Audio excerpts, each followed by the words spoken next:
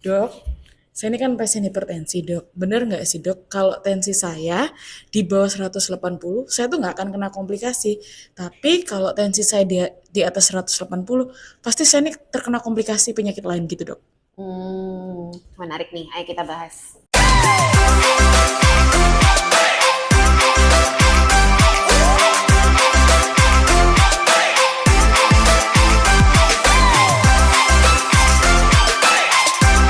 Halo Nevro Friends, kali ini ada pertanyaan menarik lagi dari seorang pasien yang menanyakan apakah kalau tensinya dia itu lebih dari 180 dia pasti akan kena komplikasi, tapi kalau di bawah itu nggak akan kena komplikasi.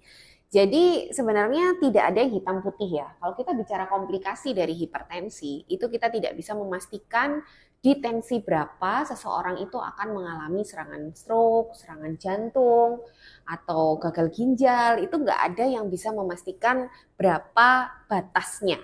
Memang selama ini kan hipertensi itu dibagi jadi dua stadium. Ada stadium 1 dan 2 dan batasannya itu yang stadium 2 ke atas adalah 160/100 ke atas tensinya. Nah, kenapa dibagi dua? Sebenarnya yang dibagi dua itu derajat keparahan. Jadi kalau sampai dibagi berdasarkan derajat keparahan, berarti derajat ini akan berhubungan dengan resiko komplikasi yang jelas meningkat gitu ya. Jadi artinya semakin tinggi tekanan darah, ya resiko terjadinya komplikasi yang saya sebutkan tadi ya, misalnya stroke, jantung, gagal ginjal, itu tentunya akan semakin tinggi. Jadi kalau kita bicara ilmu kedokteran itu selalu bicara peluang ya. Peluang itu tidak di bidang kedokteran tidak ada yang 0% dan tidak ada yang 100%. Dia sifatnya spektrum. Jadi makanya apakah pasti seseorang dengan tekanan darah atau hipertensi stadium 2 itu akan mengalami komplikasi, sedangkan yang stadium 1 atau yang stadium 1 itu tidak mengalami komplikasi, tentunya tidak ada batasan hitam dan putih. Karena faktornya banyak ya. Misalnya orang hipertensi itu kadang tidak hanya menderita hipertensi. Saya sering membahas bahwa masalah hipertensi yang paling utama adalah masalah gaya hidup kalau ini hipertensi primer. Jadi biasanya kalau gaya hidup tidak sehat itu juga bisa menyebabkan penyakit metabolik lain seperti diabetes, kolesterol, asam urat, batu ginjal, dan semuanya itu bisa menimbulkan komplikasi juga dan meningkatkan resiko komplikasi jadi berlipat-lipat ganda. Jadi meskipun tensinya masih stadium 1, tapi dia disertai penyakit komorbid lain, ya resiko terjadinya komplikasi kerusakan organ jadi lebih tinggi.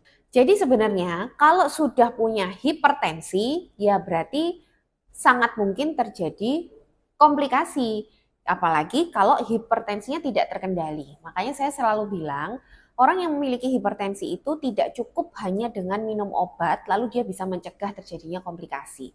Karena minum obat, kalau tidak dievaluasi berapa tensinya, apakah mencapai target atau tidak, ya belum tentu dia mencapai target. Karena mencapai target itu pentingnya untuk mencegah komplikasi. Jadi kadang-kadang kalau memang hipertensi itu tidak mencapai target, ya akan terjadi komplikasi juga. Makanya kan orang-orang itu seringnya pokoknya kalau sudah minum obat, dia nggak kontrol lagi, dia nggak peduli lagi dengan tensinya, dia anggap ya pokoknya udah minum obat itu aman. Nah, kembali lagi terus kaget ya, kok tiba-tiba gagal ginjal gitu, yang disalahin obatnya. Saya sering kan cerita seperti itu. Padahal ternyata selama ini tensinya ya tetap aja di atas 140. Akhirnya ya resiko komplikasi juga tetap ada gitu ya. Meskipun misalnya tidak setinggi resiko komplikasi pada tensi-tensi yang lebih tinggi, tapi kalau tensi ini stabil di atas 140 terus-menerus lama ya organ juga akan rusak lama-lama ya. Oke, jadi gitu ya Nevro Friends penjelasannya. Jadi hipertensi berapapun itu sama-sama berbahayanya karena resiko komplikasi organ pasti tetap ada dan betul dengan semakin tingginya tensi dan semakin lamanya hipertensi terjadi maka resiko komplikasi akan semakin tinggi. Jadi tetap kalau sudah punya hipertensi segera ubah gaya hidup dan segera konsultasi ke dokter untuk mendapatkan obat yang tepat supaya tekanan darah kamu turun sampai mencapai target dan mencegah komplikasi organ.